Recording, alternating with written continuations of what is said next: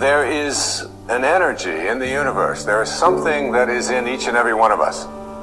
And it's also in the universe. And you are connected to it in a way that is often perceived to be aloof from us, because it's invisible, because it's in the world of what we call spirit, the world that is not material.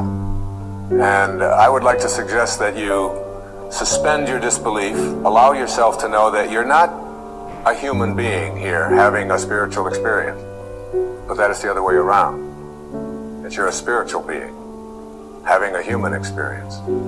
And the quality of your human experience is really much more dependent upon how you use this invisible intelligence and how you connect to this energy. And once you have an awareness that you can never be separate from it, that you and it, and whatever you call it, it doesn't matter.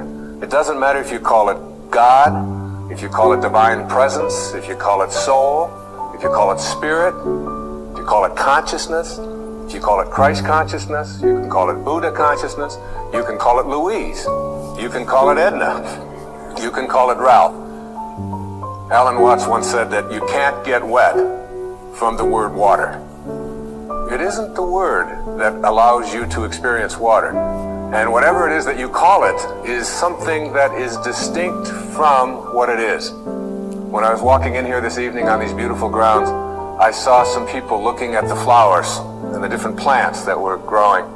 And as they were looking at them, there was one person who was obviously an expert, a botanist of some kind, and he was trying to explain to each one of the people what the name was, the technical name for each one of the flowers. And I was watching that and thinking, it doesn't matter what you call it.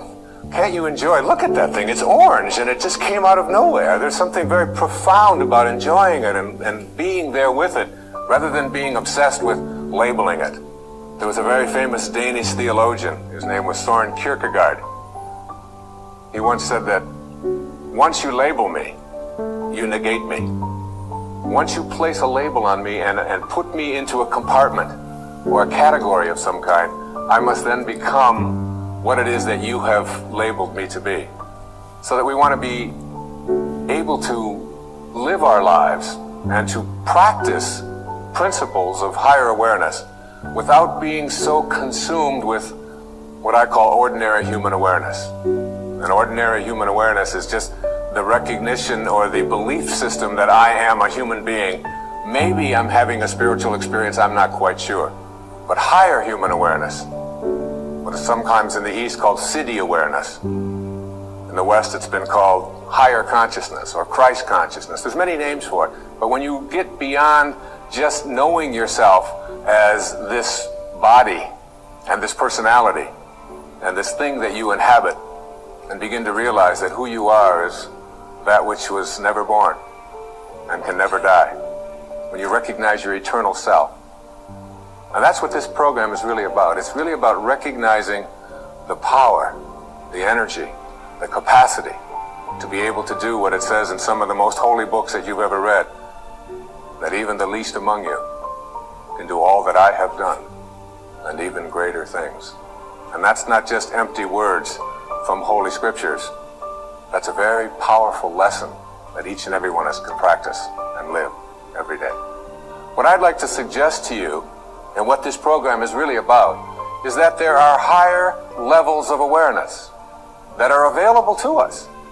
A level of awareness that allows us to do things like, and it may sound a bit strange, but to manage the coincidences of our lives.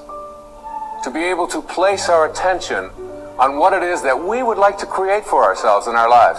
To literally have the power to know that if I think about it, and I keep it there, and I keep that picture firm within me, that there is an energy, a source, a capacity within me that is in the universe, and that is also in me. And that I can use this energy, that I can manage it.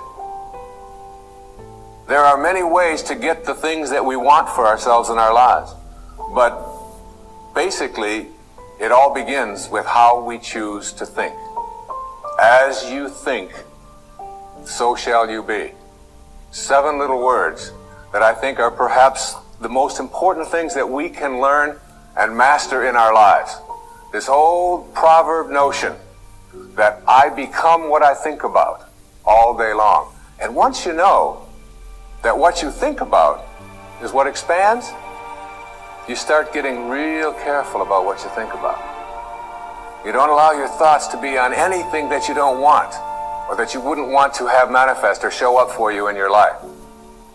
Emerson said, the ancestor to every action is a thought.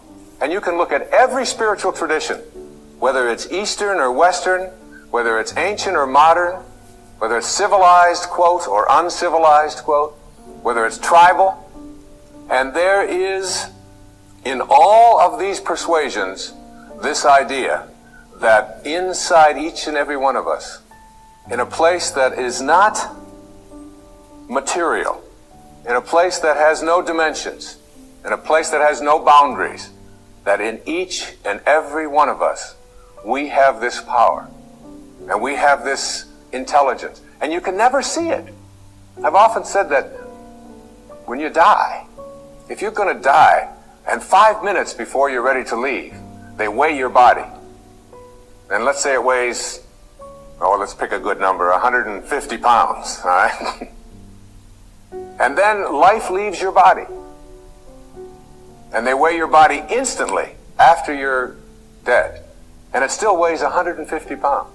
So that your body weighs the same, alive or dead, before it begins to deteriorate. And if that's the case, then your life, this thing that leaves your body and your body still weighs the same, is weightless. Your life is weightless.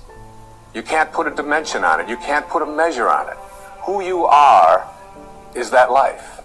And that life is not in the dimension of material. It's like if I want to wiggle my finger, I just have to have a thought. And the thought says, I think I'm going to wiggle my finger. And then I do this, and you say, well, that's really no big deal. But it really is a big deal. Because there's something invisible in here that says, I'm going to wiggle my finger. I've never seen that. I've never been able to, you can put that under an X-ray, you can try to measure that and find out what it is in there that allows you to say, I'm going to wiggle my finger, and you can never find it. It's not in this world, if you will. So I can do all the scientific studies, and what I can do when I do these scientific studies is I can find the command center inside of me. And I can go to the brain and I can point to a specific point, and scientists can do this and say, there's the command center which allows you to have a thought, I think I'm going to wiggle my finger. But there's no computer and there's no scientists and there's no technology that can ever allow us to go inside and say, there's the commander in the command center. Can't find it.